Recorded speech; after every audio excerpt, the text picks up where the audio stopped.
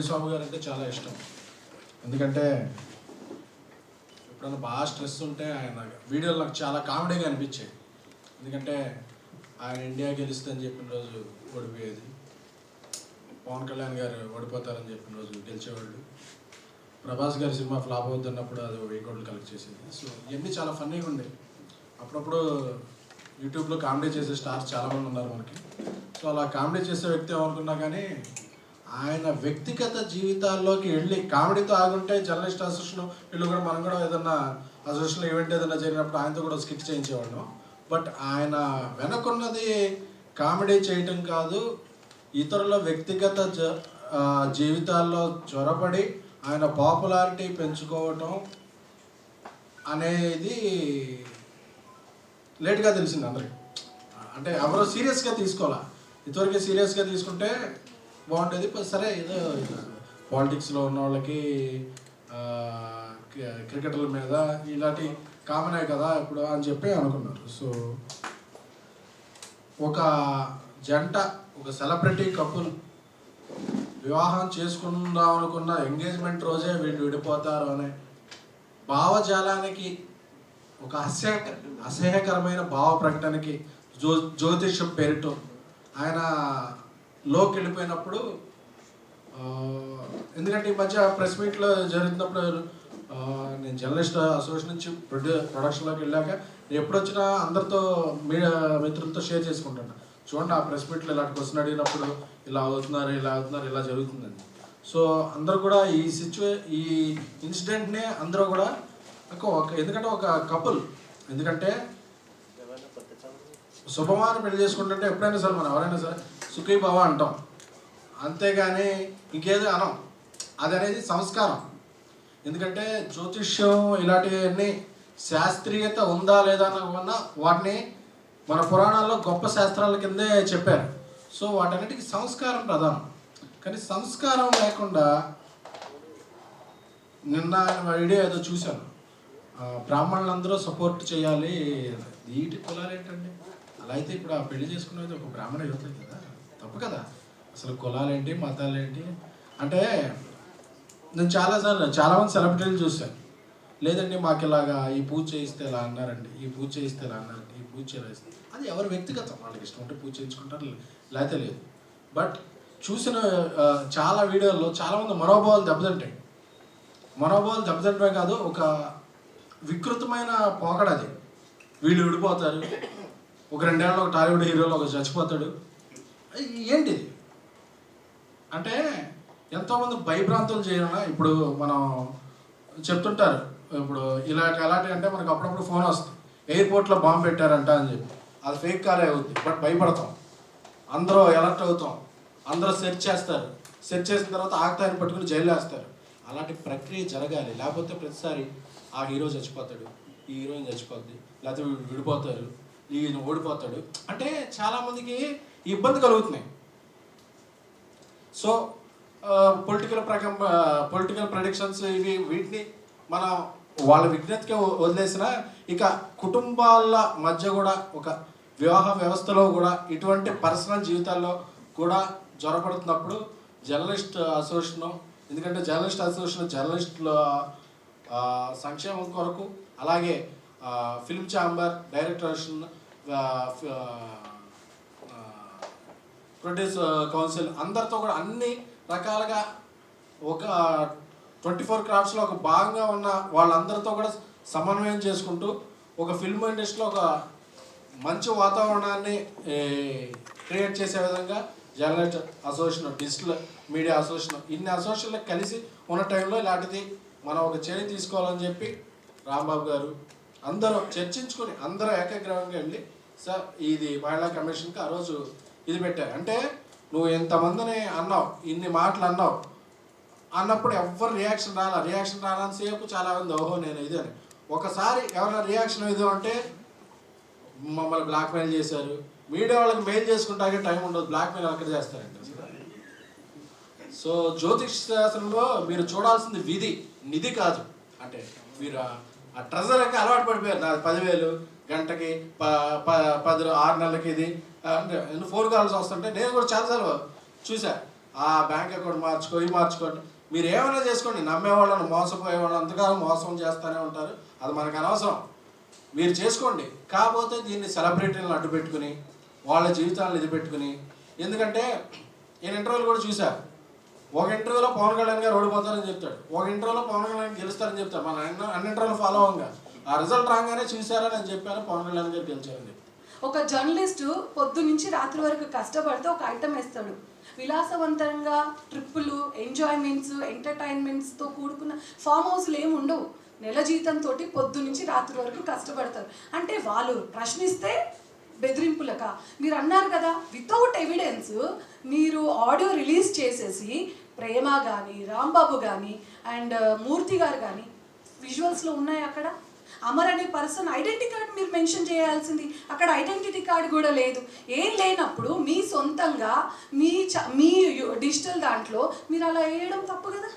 ఒక మాట మిమ్మల్ని అంటే తప్పు వచ్చేసింది, మీరు ప్రపంచాన్ని ఈవెన్ అంబానీ ఫ్యామిలీని కూడా మీకు కొంచెం మర్యాద తక్కువ వస్తే వాళ్ళని కూడా మీరు మాకు ఇలా మర్యాద తగ్గిందని చెప్పి మీరు తెప్పికొట్టిన సందర్భాలు కూడా ఉన్నాయి. సో అక్కడ మీ వరకు ఒకలాగా, సొసైటీ అంతా అంటే మీ కాళ్ళ దగ్గర మీరేమనుకుంటే అలాగా. కేవలం జ్యోతిష్యం పేరుతో మీరు చేస్తుంది దందా కాదా? మరి వీణావాణి గారు మీకు ఇంత సెలబ్రిటీ హోదా వచ్చింది కదా, మరి మీ భర్త ఒక అమ్మాయిని సమంతానే కావచ్చు, రకుల్నే కావచ్చు అందరిని అన్నారు. మరి అదే భర్త మీ జాతకం గురించి చెప్పించుకోండి, మరి మీరు ఉంటారా? ఇప్పుడు ఇన్ని ఆరోపణలు వచ్చాయి కదా, ఎన్ని సంవత్సరాలు మీ ఇద్దరు కలిసి ఉంటారు? అలా ఎవరైనా ఏ సోషల్ మీడియా అయినా మీ గురించి చేశారా? ఎందుకు ఇతర ఆడవాళ్ళే కానీ జర్నలిజం మీడియా రంగాన్ని మీరు బురద చల్లుతున్నారు. మాలాంటి వాళ్ళం కనీసం ఉండడానికి నీడ లేని వాళ్ళం కూడా ఉన్నామమ్మా. జర్నలిస్ట్ సంస్థలో చాలామంది కష్టపడుతున్నారు. విత్ ఎవిడెన్స్ ఉంటేనే వాళ్ళు ఆరోపణలు చేస్తారు, మాట్లాడతారు. మీరు ఏదో ఎస్కేప్ అవ్వడానికి, ఎక్స్ప్లెనేషన్ ఇచ్చుకోవడం కోసం అవతల వాళ్ళపైన నిందలేయడం ఎంతవరకు కరెక్ట్? మీరు నిందలేశారు కదా, మేము పోరాడడానికి మేము రెడీ ఉన్నాం, మరి మీరు రెడీ ఉన్నారా? ఇప్పుడు ఆ ఆడియో రిలీజ్ ఎవరైతే ఉన్నారో అమర్ అనే పర్సన్ TV5 సంస్థలో కానీ ఎక్కడ పనిచేయట్లేదు. ఆ పర్సన్ లేని పర్సన్ని ఆడియో ఎలా వస్తుంది? ఇప్పుడు మీరు చేసినట్టు అట్లా ఫేక్ క్రియేట్ చేస్తే ఎలా ఉంటుంది? మాకు అవన్నీ అవసరం లేవు. చట్టం ఉంది, లీగల్ ఉంది. మీకు ఇన్ని ప్రాబ్లమ్స్, ఈవెన్ బెదిరింపులకు వాళ్ళు పాల్పడినా you have any all rights మీకు ఉన్నాయి. మీరు ఉమెన్ కమిషన్కి వెళ్ళి అక్కడ ఎక్స్ప్లెనేషన్ ఇచ్చుకోండి, అండ్ డిపార్ట్మెంట్కి వెళ్ళండి, లీగల్కి వెళ్ళండి, ఇన్ని ఉన్నాయి. మీకు తెలీదా? లీగల్ టర్మ్స్ తెలీదా? డిజిటల్ మీడియాలో ఉన్నప్పుడు ఒకరి వ్యక్తిగత జీవితం పైన అసలు ఇవ్వడం కూడా తప్పే. డిజిటల్ మీడియాలో యూట్యూబ్ ఛానల్స్ కూడా ఇవ్వద్దు, డిఫామేషన్ కేసు పడుతుంది. మీ భర్త పైన ఎన్ని డిఫామేషన్ కేసులు పడాలి? అంటే ఈ బిజీ లైఫ్లో వీళ్ళు ఉంటారు అని చెప్పి మీకు నచ్చినట్టు మీరు మాట్లాడితే, వన్స్ ఇప్పుడు ఇన్ని రోజులు మీకు నచ్చినట్టు చేశారు, ఇప్పుడు అందరూ ఒక టీమ్గా ఫామ్ అయ్యారు. ఫామ్ అయినప్పుడు ఆయన చూసుకుంటాడు, మీకు ఎందుకమ్మా? మీ సెలబ్రిటీ, మీ మ్యూజిక్ వరల్డ్, మరి జాతకాల విషయంలో మీ పాత్ర ఉంది అని ముందు నుంచి మరి మీ డిజిటల్ దాంట్లో కూడా మీరు టెలికాస్ట్ చేసుకోవచ్చు కదా. అసలు చాలా మందికి వేణుస్వామి గారి భార్య అనేది ఈ మధ్య కాలంలో అందరికీ తెలిసింది. మీకున్న గుర్తింపు అది. సో మీ ఉన్న గుర్తింపుని మీ భర్తకు మీరు సపోర్ట్ చేస్తున్నారు అంటే, మీరు ఒక మాట అన్నారు జర్నలిస్ట్ అని చెప్పి, ఆ జర్నలిస్ట్ అనేది చాలా హార్డ్ వర్క్ చేసి మీరు ఆ ఫీల్డ్లోకి వెళ్ళి ఒక ఇంటర్వ్యూస్ చేసి అన్ని రకాలుగా మీరు కష్టపడ్డారు కదా. మీకు తెలీదా జర్నలిస్టులు ఎవిడెన్స్లు ఉంటేనే మాట్లాడతారు, లేకపోతే మాట్లాడరని? మీకు అన్ని రైట్స్ ఉన్నాయి. ఇప్పుడు మూర్తి గారు కానీ మీరు ఇన్ని అంటున్నారు కదా ఆరోపణలు, అసలు ప్రేమ గారు ఎక్కడున్నారు? నెదర్లాండ్స్ ఎక్కడో ఉన్నారు. ఆవిడ జూబ్లీ హిల్స్ దగ్గరకు వచ్చింది, రాజేష్, ఇవన్నీ కల్పితాలు. అసలు ఆవిడ ఇక్కడ ఉన్నది అవన్నీ ప్రూఫ్స్ చూపించండి, మీ తరపున పోరాడతాం. లేదు అంటే మీరు అన్నదానికి ప్రతిదీ మాకు ఎక్స్ప్లెనేషన్ కావాలి. చట్టపరంగా మీ పైన ఎలాంటి అలిగేషన్స్ వచ్చినా, ఈవెన్ మీ ఫ్యాన్స్ చాలా మంది కంప్లైంట్స్ ఇచ్చారు, అన్ని కేసెస్ బుక్ చేయాలి. దీని తరపున జర్నలిస్ట్ యూనియనే కాదు, ప్రెస్ క్లబ్ తరపున మేము కూడా పోరాటం చేయడానికి రెడీ. అందరికీ నమస్కారం. ఫ్రెండ్స్ అందరికీ, జాతకం అంటే చాలా వ్యక్తిగతమైనది. ఒక జాతకం చూపించి ఆ జాతకాన్ని బూచిలాగా చూపించేసి అందరి దగ్గర రకరకాల వేషాలు వేసుకుంటూ అందరినీ నెగిటివ్ థాట్లోకి తీసుకెళ్ళి, అహో ఇతను కదా ఇలా చెప్తాడు, ఇతను చెప్పేది జరుగుతుంది అన్నట్టుగా అందరినీ ఒక మీమాంసలో ఉంచి ఆయన ఇప్పటిదాకా పబ్బం గడుపుకున్నారేమో. కానీ వేణుస్వామి గారు, మీరు చాలా గౌరవమైన వృత్తిలో ఉన్నారు. సనాతన ధర్మం అనేది ఈ రోజు నుంచి ప్రారంభమైంది కాదు, కొన్ని వేల సంవత్సరాల నుంచి స్టార్ట్ అయింది. ఈ సనాతన ధర్మాన్ని అడ్డం పెట్టుకొని ఇప్పటిదాకా మీరు వేరే వేరే సెలబ్రిటీల మీద, ఎవరు కేసులు పెట్టలేని వాళ్ళ మీద, ఎవరెవరో విడిపోతారనో ఎవరెవరో కలుసుకుంటారనో మీ చెప్పిన బూచి మాటలకి, మాయ మాటలకి, ఇక్కడ మీరు ఇవాళ మాట్లాడిన మాటలకి సంబంధమే లేదండి. వీళ్ళు మాట్లాడేదంతా కూడా 24 గంటల్ని తమ భుజాల మీద వేసుకొని ప్రతి నిమిషం కూడా న్యూస్ని చేరవేసే జర్నలిస్టులు మేమందరం. ఎంతో కష్టపడి 25 ఏళ్ళు, 30 ఏళ్ళు, 40 ఏళ్ళు ఇండస్ట్రీలో ఉన్న వాళ్ళందరూ కూడా ఎంతో కష్టపడుతున్నారు. ఎంతో నీతిగా, నిజాయితీగా, ఒకళ్ళకి కష్టం వచ్చిందంటే వాళ్ళ పక్కన నించుంటాం. అలాంటి జర్నలిస్టులను పట్టుకొని మీరు అనవసరమైన ఆర్భాటాలు చేయబోతున్నారు. చాలా దారుణమైన పరిస్థితి, చాలా దుష్పరిణామం. మీరు చాలా గట్టిగా ఎదుర్కొంటారు. ఇప్పటిదాకా మీరు ఎప్పుడు చూసుంటారు. ఏంటి నేనేం చెప్పినా జరిగిపోద్ది అనుకునే ఒక పరిస్థితి నుంచి ఓకే కీప్ క్వైట్గా ఉండాలి, సైలెన్స్గా ఉండాలి అనే పరిస్థితికి ఇప్పుడు వస్తారు. రీసెంట్గా మొన్నటిదాకా మీ నోరు పెట్టడెగితే ఈరోజు సడన్గా 4-5 రోజులు బట్టి మీ ఇంట్లో వాళ్ళు కూడా వచ్చి మాట్లాడుతున్నారు. లేడీస్ మీద చాలా గౌరవం ఉంటుంది మాకు. మేమందరం కూడా స్త్రీని అమ్మలాగా, అక్కలాగా, చెల్లిలాగా పూజిస్తాం. మీకు కూడా తెలుసు, ఒకళ్ళని మాట అనే ముందు ఆచితూచి మాటాలి.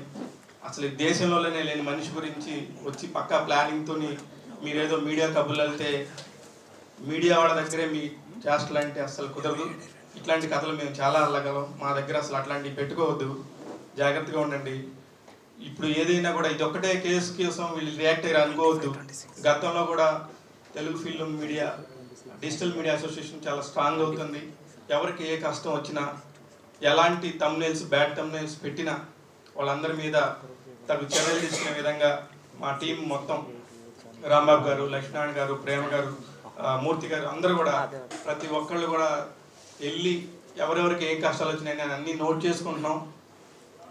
సీనియర్ జర్నలిస్టుల ముసుగులో, అలాగే దర్శకుల ముసుగులో యూట్యూబ్లు నడుపుతున్నాం అనుకొని బ్యాడ్ తమ్నైల్స్ పెట్టే వాళ్ళందరూ కూడా ఇలాంటి వేణుస్వామి బట్టిన గతే పడుతుంది. జాగ్రత్తగా ఉండండి.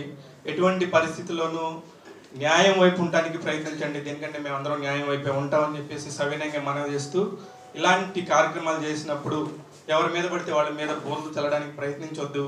ఇలా చూస్తూ ఊరుకోవడానికి గత రోజుల్లాగా లేవు. అన్ని నియమాలు కఠినంగా తీసుకోవడానికి, మాకు సపోర్ట్ చేయడానికి తెలుగు సినిమా ఇండస్ట్రీ మొత్తం మాతోనే ఉంది. చూసుకుంటా ఉండండి, జాగ్రత్తగా ఉండండి.